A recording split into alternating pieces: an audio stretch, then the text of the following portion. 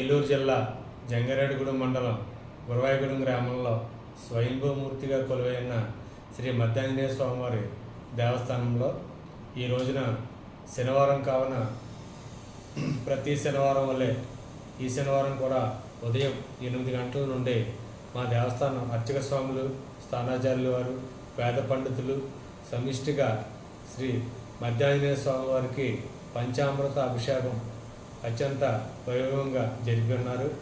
అదేవిధంగా ఈరోజు శ్రీ స్వామివారి జన్మ నక్షత్రం పూర్వభాద్రం నక్షత్రం తిథి అయినందున మా దేవస్థానం అర్చక స్వాములు, స్థానాచార్యులు వారు, వేద పండితులు, సిబ్బంది సమిష్టిగా శ్రీ సువర్చల సమేత శ్రీ ఆంజనేయ స్వామివారి కళ్యాణ మహోత్సవం అత్యంత వైభవంగా వేద మంత్రాల నడుమ అంగరంగ వైభవంగా జరగడం జరిగింది.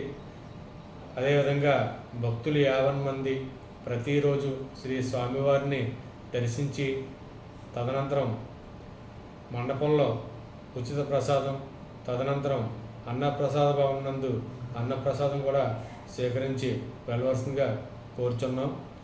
ప్రతిరోజు వలె ఈరోజు కూడా మా దేవస్థానం వేద పండితులు ఇరువురు కూడా అభిషేకం, కళ్యాణం అనంతరం వేదపఠనం కూడా చేయడం జరిగింది. శ్రీ స్వామివారిని దర్శించి ప్రసాదం, అన్నప్రసాదం స్వీకరించి స్వామివారి దేవస్థానంలో జరుగు అన్ని వివిధ పూజా కార్యక్రమం తిలకించి శ్రీ స్వామివారి కృపకు పాత్రలు కావాల్సిందిగా కోరుచున్నాం. జై శ్రీరామ్, జై హనుమాన్.